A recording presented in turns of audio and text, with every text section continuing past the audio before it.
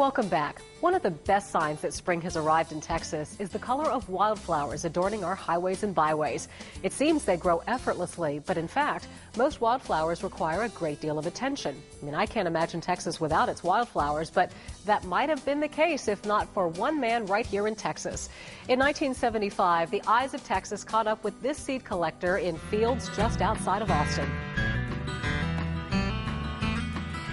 Carroll Abbott was behind the scenes in politics for many years. That was a seasonal job, and his usefulness usually ended after elections were held. Now he's in the business of collecting and selling wildflower seeds. He is the only wildflower seed collector we know of in Texas. It all started with Abbott's concern about the future of this state's 5,300 varieties of wildflowers.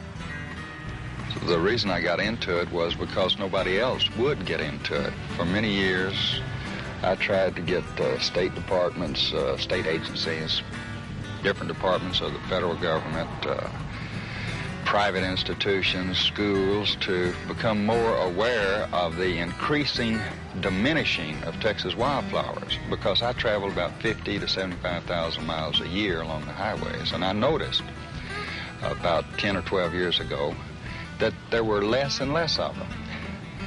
And I asked the various agencies to set up some sort of system to get the seed, to learn how to propagate them, to learn how to grow them, and distribute the seeds to schools or to hospitals or to other state agencies and grow them on. And I didn't succeed.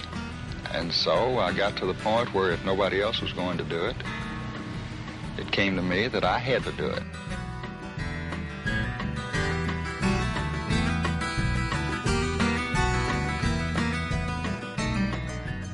The seed pods are all different shapes and sizes and colors, and they're all different heights. Some seed are so fine that they're 3 million to a pound. If you sneeze, you've lost a whole day's work.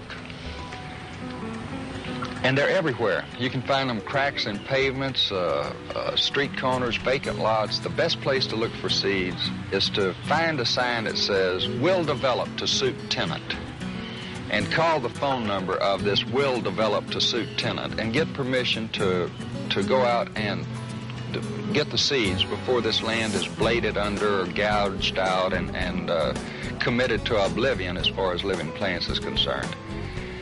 That's the best place, by far the best place, and they are really everywhere. And at all seasons of the year. I collect every week of the year. Carroll Abbott works almost entirely out of his car. All he needs is a sack, a pair of strong legs, and the ability to identify the wildflower seeds when he sees them.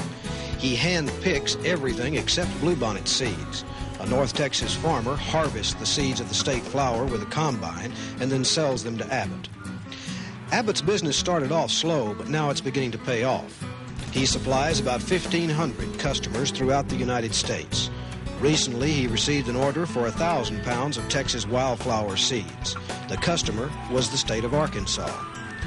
Abbott's biggest concern is that civilization is slowly eliminating some of the state's most beautiful flowers. Livestock is driving them out of open pastures, and the Texas Highway Department is closing in on them from the other direction by widening the highways. Carroll does not see a day that Texas wildflowers will become altogether extinct, but he does see the supply dwindling. He's hoping to put his seeds in homes and gardens around the world so that this unique beauty that can be found only in Texas will live on forever. The wildflowers are the only things that are now living here that lived here 200, 100 years ago, that you can hold in your hand and give to somebody else and say, "Here, have a piece of Texas." I like all the things that I do very much. I enjoy my lifestyle of being able to get up early and walk in the woods or along the river. I like very much hearing from people that write me letters, and I like the nice things that they say about me. Thank God we got somebody who's interested enough in Texas that'll go out and do this. Before his death in 1984, Carroll Abbott was quoted as saying, "For years, it seemed that only God and Lady Bird Johnson, not necessarily in that order, were concerned with wildflower survival." Well, it seems that Mr. Abbott should be on that list as well. September is the time to plant seeds. You can learn how to start your own garden in Doug Wesch's Texas Garden Almanac or by logging on to click2houston.com.